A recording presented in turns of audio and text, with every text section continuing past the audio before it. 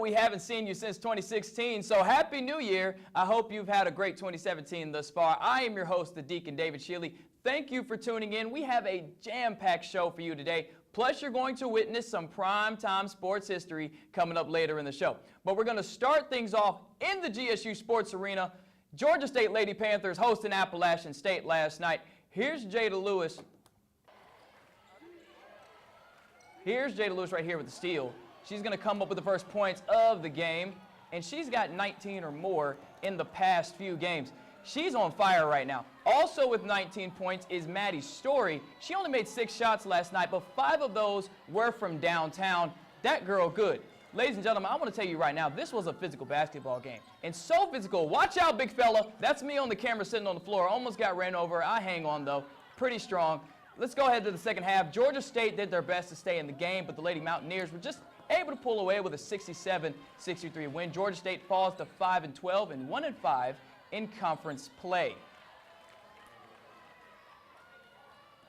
Lady Panthers of the track and field team were also in action recently as they traveled down to Bama for a couple of invitationals. Reporter Cecil Hannibal has the full details.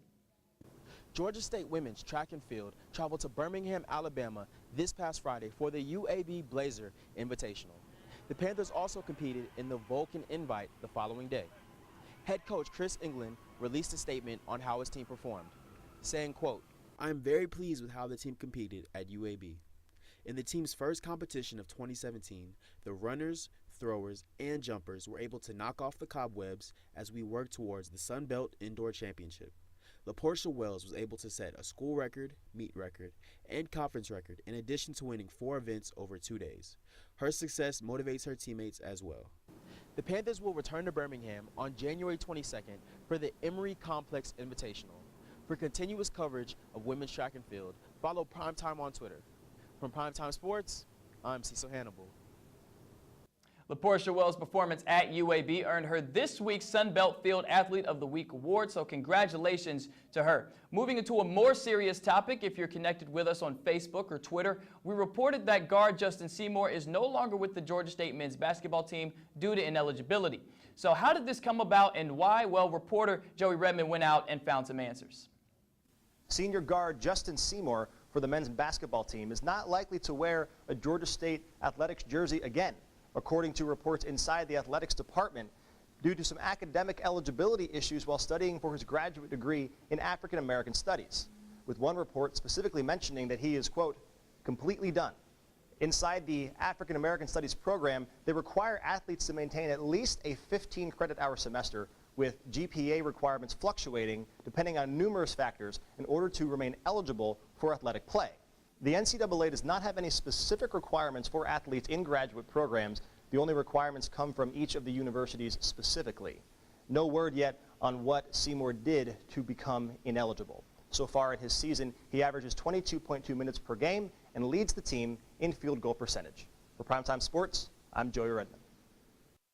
And as Joey just said, thank you, Joey, by the way. It's going to be interesting to see how Coach Hunter's squad will make up for this loss because Seymour was making good contributions offensively and also on the defensive side of the ball. However, there was a positive move inside Georgia State athletics. The men's tennis team added 2 new members, and reporter Jasmine Presley has the full story. The Georgia State men's tennis team has added 2 new athletes to their spring roster.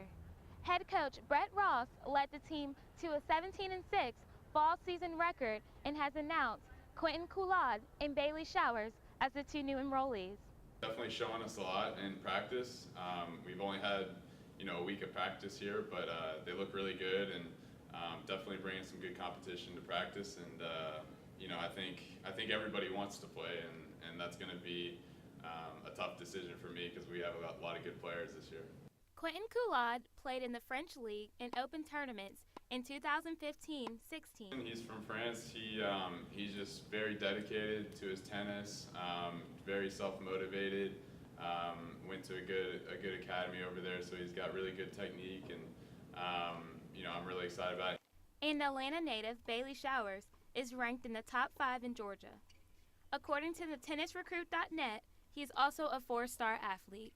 Love having the Atlanta kids here, and he's really got a unique kind of game style that's cool to watch.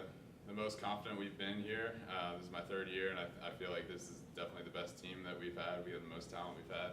The Panthers will kick off their spring season at Florida State University. For Primetime Sports, I'm Jasmine Presley. All right, folks, I promised that we'd be making Primetime Sports history today, and here he is. For the first time ever, a Georgia State athlete is on the Primetime desk. Please welcome cornerback Jerome Smith. Thank you, brother, for coming on. Thank you for having me. I appreciate it, man. Thank you for Appreciate having it. me. Now, why is Jerome here? Well, this year on Primetime Sports Talk, we added football games to our game reviews, and as always, we reward someone with the game ball that's sitting right here, and we reward someone with that every game. At the end of the season, whoever gets the most game balls is the overall winner. It was close, but Mr. Smith here had 3 game balls and is this year's winner. 3 game balls, also 3 interceptions. 2 of those versus Ball State. 1 of those you took to the house. That was the first touchdown we scored all year. How would you describe your season this year? I would describe it, I think I performed really excellent this year, and I just felt like, not as a team-wise though, but as far as like individual-wise, I feel like I performed excellent. But going into 2017 season with Coach Elliott, I feel like we'll get in the win column more. And we're going to talk about Coach Elliott a little bit later, but you and Chandon Sullivan, you know, as people kept reading about you, we kept hearing that you guys were the best cornerback tandem in the Sun Belt. What makes you and Chandon so good? We just work together. We work real hard. Like we lead the guys. I think we're the best position group on the team. No offense to Penny Hart, but you know that's my boy. But yeah, I think we're the best position group on the team. I think me and Chandon are the best in the nation. So for you and Chandon to be best in the nation and get able to be recognized, because the Sun Belt didn't recognize you guys this year, man. You guys were left off the first and second team defensive list. And how do you guys take that? How did you guys react to that? I called. Well, actually, he FaceTimed me and he was like, "We didn't make a team." I just told him we just got to use it as motivation, man. You just got to use it as motivation to next season. So how are you going to try to use that motivation? Does that mean more on the film, more in the film room, or more workouts? What have you been doing in the off season? Actually, we more workout time now. Like we get more extra work in after every workout. We get extra work in. We run more. We lift more. We watch more film. Hey, we ready to just get to it now. All right, so let's learn a little bit about Jerome, the man. When you're not doing football things, what are you doing? I'm a family man. I like being around my mom, my dad a lot. I like going back home. I stay about 20 minutes away, so I like going back home, just relaxing. Okay, so you say you're pretty local, so that means you're cheering for Atlanta on Sunday, right? Of course. Atlanta to the Super Bowl. Okay, so you got Atlanta going to the Super Bowl, but who's going to be representing the AFC? I want the Steelers to win. You want the Steelers? Yeah. So see, our GM, Joey, he's a Patriots fan, so I don't think he's too happy about hearing that. But you've got Steelers and the Falcons. You got Steelers, Falcons going. I'm not going to talk about my pick because I'm super nervous right now. I don't even want to talk about the game, man. We've seen too many times the Falcons doing pretty well and then something ends up happening. Yeah. So it's kind of scary, but I'm going to ask you this, man. Who's your favorite player on the Falcons? My favorite player on the Falcons, Desmond Trufant. Desmond Trufant. I hope you were saying that, being the cornerback that you are, man. But I appreciate you coming on. Go ahead and sign this football for me. Thank you for I'm having going me. to autograph it right here. You are the first ever winner of the Georgia State Primetime Sportz, I should say, game ball for the football team. And that's perfect, man. That's great. That's great. Thank you for coming on, my brother. Keep it up and have a good season next year, all right? Stay healthy. Thank you.